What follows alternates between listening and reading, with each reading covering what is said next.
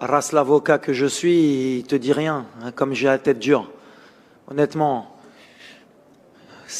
au début de tournoi, on avait 0,01% de chance de gagner la Coupe du Monde. Donc je dis pas 3%, 4%, 0,001%. On est arrivé dans le dernier carré de la Coupe du Monde.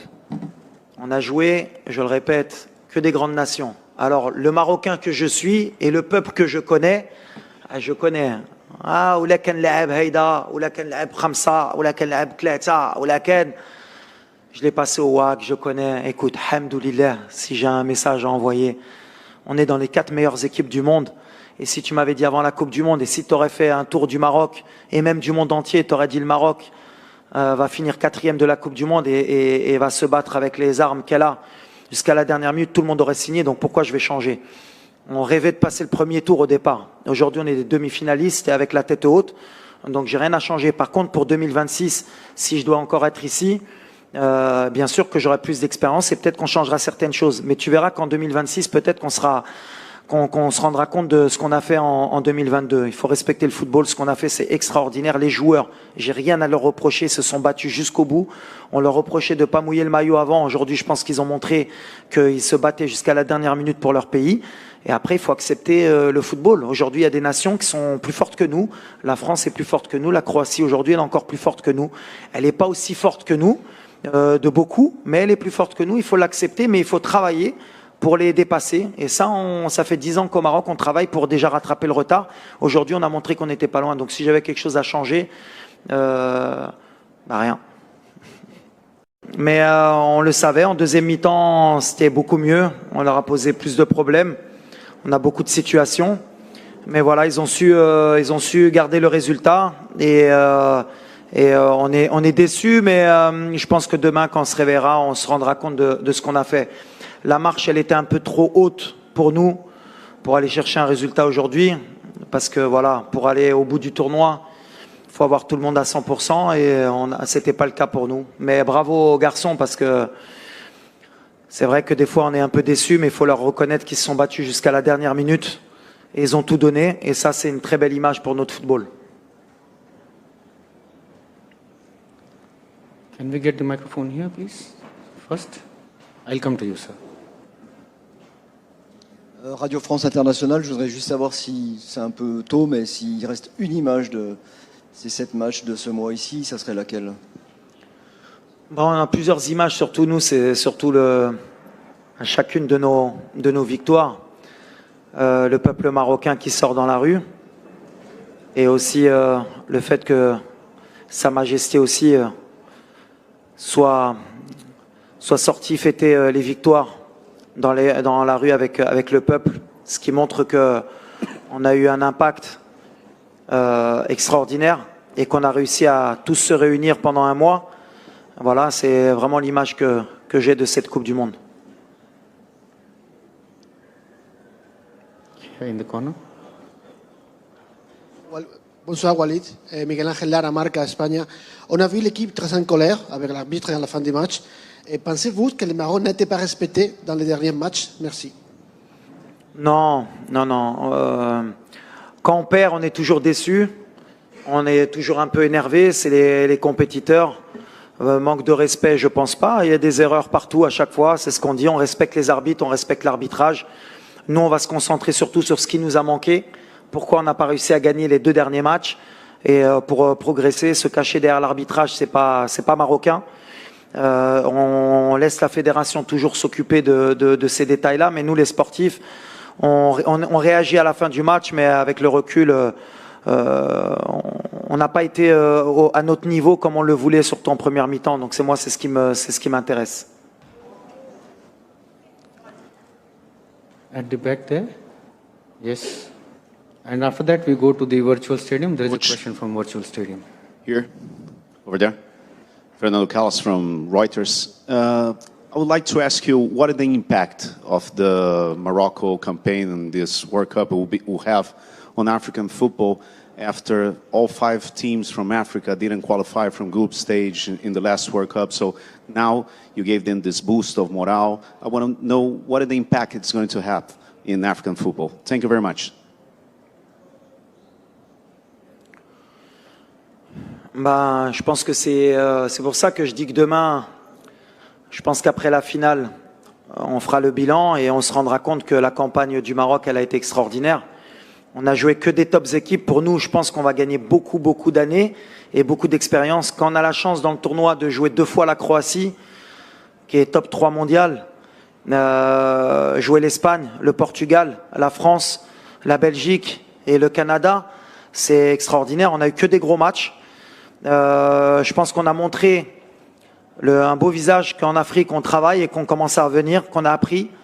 Et maintenant, ça ne veut pas dire qu'on sera peut-être beaucoup plus fort, mais il faudra apprendre, comme nous on a appris du Ghana en 2010 de leur quart de finale, pour passer un cap. En tout cas, l'objectif des Africains et du Maroc, c'est un jour, Inch'Allah, de gagner la Coupe du Monde. Et aujourd'hui, je pense que nous, on a appris beaucoup de la demi-finale et du match de classement.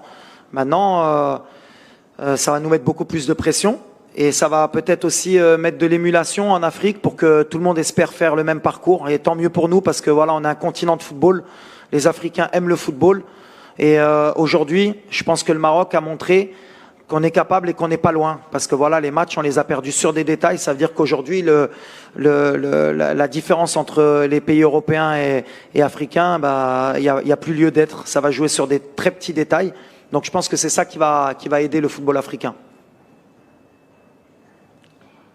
Can we bring the microphone here in the front, second row?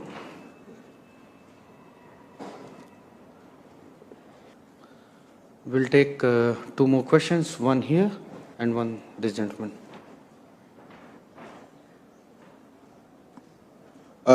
Daniel from the Kenya Broadcasting Corporation. I'll ask in English. Saw a video of you 5 years ago, and this was with children at the Copa out in Morocco. What's going to be the impact for the youth of Morocco, because you've set a bar so high that it's going to, it has to be the standard now for Moroccan football?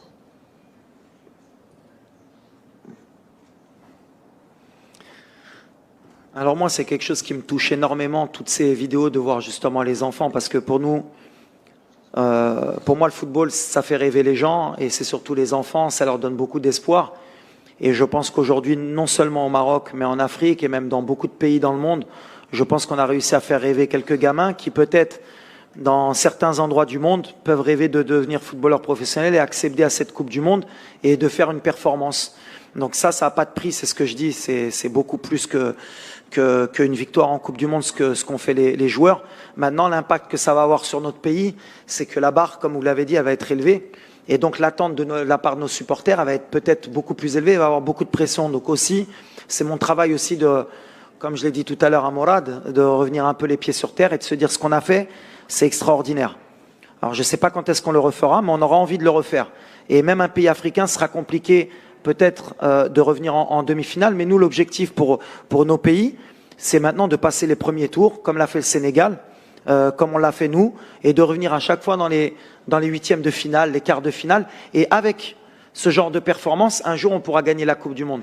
Parce que une fois Mourinho parlait de l'ADN à Manchester United, il existe aussi en équipe nationale. Pourquoi les Européens, ils sont encore présents, et la Croatie, aujourd'hui, elle arrive encore à nous battre et qu'elle a la 3e place, c'est parce qu'elle a cette expérience. Elle participe toujours à la Coupe du Monde. Et à force de participer à la Coupe du Monde et de faire ce genre de match, ça te permet d'apprendre, ça te permet d'apprendre aussi à tes gamins de voir ce genre de match et d'apprendre et de grandir et de revenir plus fort. Et nous, le problème de l'Afrique, et sans critiquer, c'est qu'on ne peut pas, nous, avoir 5 pays africains qui participent avec le nombre de pays qu'on a. Et par exemple, quand on voit que l'Égypte n'a pas participé, le Nigeria, on a l'Afrique du Sud, on a le Mali, et à chaque fois, pour se battre déjà pour revenir, c'est compliqué pour nous. Maintenant, je pense qu'on aura 9 participants, ça va nous permettre d'apprendre, et je pense que dans 15-20 ans, je suis persuadé qu'une équipe africaine gagnera la Coupe du Monde, parce qu'on va revenir et on aura appris. Et l'ADN, ce que ça va apprendre à nos gamins, ça va donner un ADN de football. Et je pense que même eux, devant leur télé, ils ont appris des détails qu'il faut pour aller gagner une compétition telle que la Coupe du Monde. There is a question from the virtual stadium, coach. You can see on your tablet. There is a question from virtual stadium. اسلام المدب من تونس.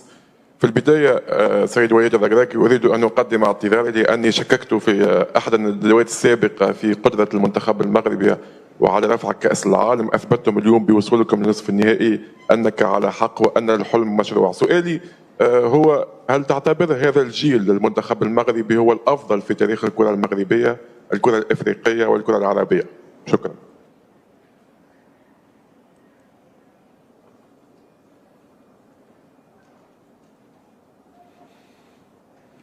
Bah, non, vous n'avez pas à vous excuser. Les doutes qu'on avait avant cette compétition, tout le monde les avait, que ce soit sur les pays africains ou sur les pays en général arabes. On a un palier à passer. Aujourd'hui, c'est bien. Mais comme j'ai dit, on n'a rien fait. Il faut bâtir sur ça. Aujourd'hui, on a juste prouvé que c'était possible. Avec du travail, avec de l'envie. Et les joueurs, ils ont donné le maximum. Mais ça doit servir d'exemple pour plus tard, que ce soit le Maroc ou un autre pays africain, reviennent plus fort, c'est ce que j'ai dit. Et cet ADN, on ne le construit pas que le Maroc pour le Maroc, on le construit nous pour notre continent. Et j'espère que tout le monde aura appris de cette expérience et de cette compétition pour qu'un jour, une équipe puisse réaliser le rêve de tous les Africains. Nous, on a buté en demi-finale, le Ghana avait buté en quart de finale avant, le Cameroun, le Sénégal. Mais à chaque fois, on passe des étapes et il nous faudra encore du temps pour, Inch'Allah, revenir plus fort. Mais vous n'avez pas à vous excuser parce que je pense que vous n'étiez pas le seul. Et même dans mon pays, il y avait beaucoup de gens qui ne croyaient pas. Après, voilà, nous, on s'est battus pour prouver le contraire. Et c'est pas parce qu'aujourd'hui, on a fait une demi-finale qu'on va se la raconter à dire, vous avez vu, vous aviez tort. Non, non, on continue à travailler et on va pas s'enflammer. Après, la deuxième question, Smahlia, une site. Chino Canet. Fais-nous. Non, justement, je pense qu'on est une des meilleures générations africaines, parce qu'on est en demi-finale, et ça, personne ne pourra leur retirer. Mais dans le vestiaire, j'ai dit à mes joueurs, si vous voulez rentrer dans l'histoire, il faut gagner une Coupe d'Afrique. Il faut gagner une Coupe d'Afrique. Si on gagne une Coupe d'Afrique, on sera la meilleure équipe de l'histoire africaine, jusqu'à ce qu'une autre équipe gagne la Coupe du Monde.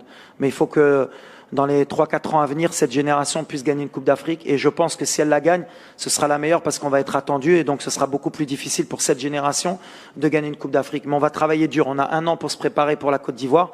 Et pourquoi pas 2 ans pour voir où se passera la Coupe d'Afrique 2025. Mais comme j'ai dit à mes joueurs, avant d'être le roi dans le monde, il faut être le roi chez soi. Et d'abord, il faut dominer dans notre continent. Alors, c'est peut-être un discours un peu agressif de ma part, mais on est ambitieux et on a envie de le faire. Thank you, coach, and good luck for the future. Thank you so much et merci à tous pour